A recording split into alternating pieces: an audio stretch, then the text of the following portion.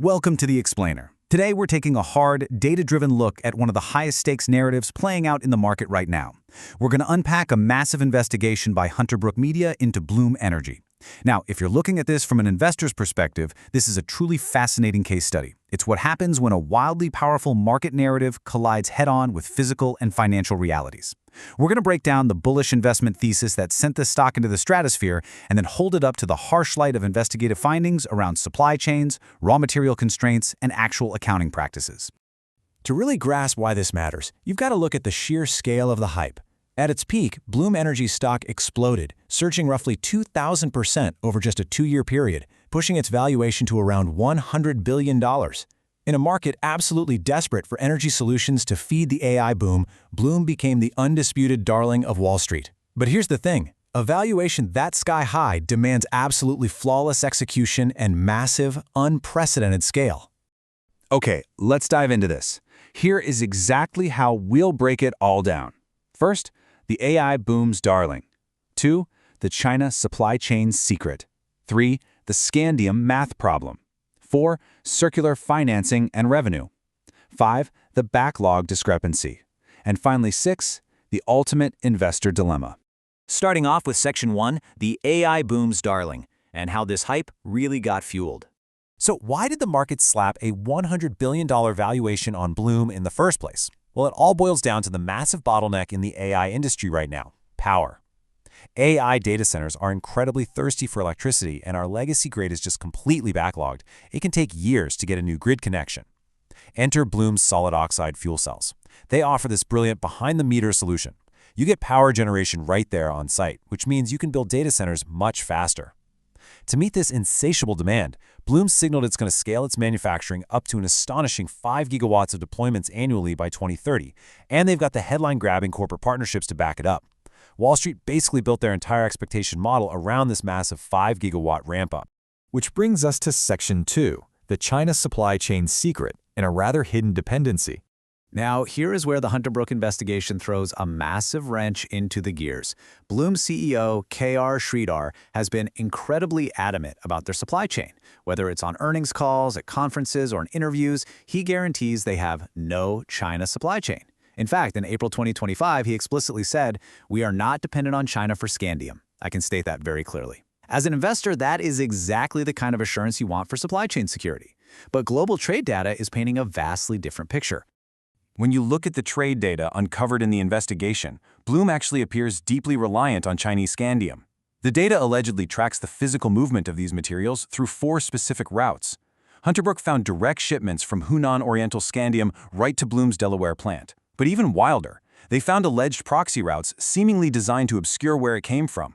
We're talking Chinese scandium flowing through intermediary manufacturers in Thailand, a subsidiary in Japan, and a corporate network in South Korea, all before finally landing at Bloom in the US.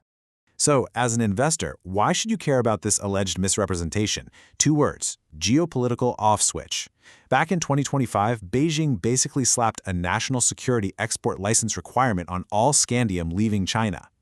That means every single shipment is completely at the mercy of the Chinese government. If Bloom is as dependent on Chinese scandium as the trade data suggests, Beijing essentially has their finger on the off switch for Bloom's production line, and by extension, the American AI data centers relying on them. Moving on to Section 3, the scandium math problem, looking at supply versus demand. Look, even if geopolitics don't keep you up at night, there's a much harder physical constraint here. Let's quickly demystify what scandium actually is. It's a rare earth metal, and it is the absolute secret sauce baked into the ceramic electrolyte of every single Bloom fuel cell. It lets the cell conduct electricity efficiently without combustion and keeps it from aging too fast. Based on Bloom's own patents, if you take away the scandium, the cell degrades incredibly quickly, and right now, there is no commercially viable substitute. Put simply, without scandium, there is literally no Bloom box. So the investigators ran the numbers, building a supply and demand model based on patents, government data, and industry reports, just to see if this 5-gigawatt ramp is even physically possible. And the math is just staggering. To hit that 2030 target, Bloom alone would need roughly 220 metric tons of scandium oxide. But get this, even if every single planned global mining project comes online perfectly, the projected total global supply by 2030 is only around 240 tons. Once you factor in the rest of the world's demand, like, Lockheed Martin needing it for F-35 fighter jets, total global demand spikes to 310 tons. The math literally breaks. There physically isn't enough of this material on planet Earth right now to fulfill Wall Street's expectations for Bloom.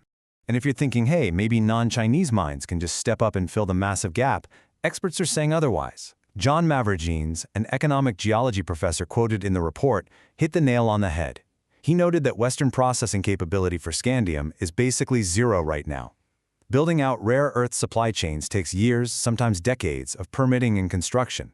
Western supply simply cannot scale fast enough to save Bloom's near-term projections. Let's pivot to Section 4, Circular Financing and Revenue, and ask, where is this revenue actually coming from? If the physical supply chain is so mathematically constrained, you gotta wonder, how exactly is Bloom posting these record-setting revenue quarters today? Well, in Q4 of 2025, they reported a massive top-line revenue beat. But peel back the layers, and a whopping 74% of that revenue, over $500 million, came from related parties. We're talking about joint venture financing vehicles that Bloom itself part owns alongside the asset manager Brookfield. This brilliantly illustrates what looks like some very creative financial engineering. The investigation uncovered this fascinating loop. The revenue isn't actually coming from giant hyperscalers directly buying fuel cells. Instead, NVIDIA anchors a Brookfield AI fund. That fund creates joint ventures that buy the fuel cells from Bloom. Bloom gets to immediately book that revenue. But where do the fuel cells actually go? They're sitting, waiting for unbuilt data centers owned by a company called Radiant. And Radiant just happens to be Brookfield's own captive cloud startup, essentially created to buy NVIDIA chips. It is a closed, circular financing loop. The demand is coming from inside the house, rather than from organic end-user adoption. That brings us to Section 5, the backlog discrepancy, comparing what's audited against what's marketed. Now, investors absolutely love a massive backlog, right? Bloom happily markets this giant, unaudited backlog of $20 billion. But in the accounting world, the gold standard is RPO, or remaining performance obligations. This is the audited, rock-solid number representing binding signed contracts for future delivery. Bloom's audited RPO is just $492.6 million. That is a 40x gap between their marketing fluff and their audited reality.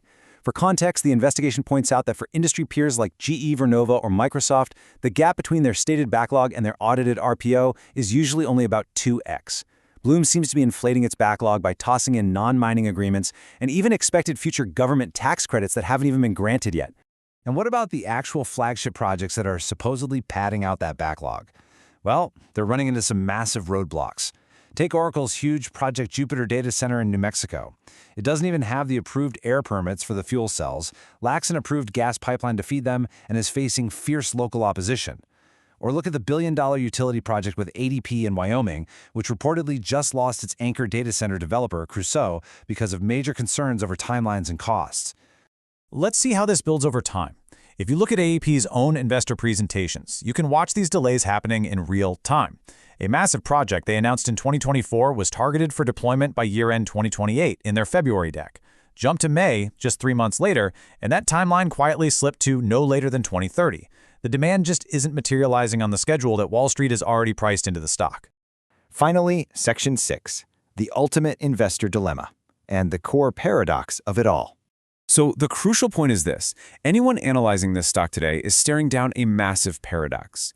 On one hand, if Bloom's giant 5-gigawatt ramp-up is actually real, the global supply of scandium mathematically cannot support it, and the entire operation is precariously tied to China's export controls. The physical reality shatters the growth story. But on the other hand, if that massive end-user demand isn't actually real, then those record-breaking revenue quarters we're seeing right now appear to be artificially propped up by circular financing vehicles, not genuine market adoption. Which leaves us with this final thought. In an era where the AI boom is pumping up unprecedented hype and astronomical valuations, relentless due diligence is literally everything. If the physical supply mathematically isn't there to support the growth, and the reported backlog is largely unaudited and clearly delayed, what exactly is the market valuing at $100 billion? It's a question you definitely need to ask yourself when a company's narrative completely detaches from its data. Thanks for joining me for this explainer. I'll catch you next time.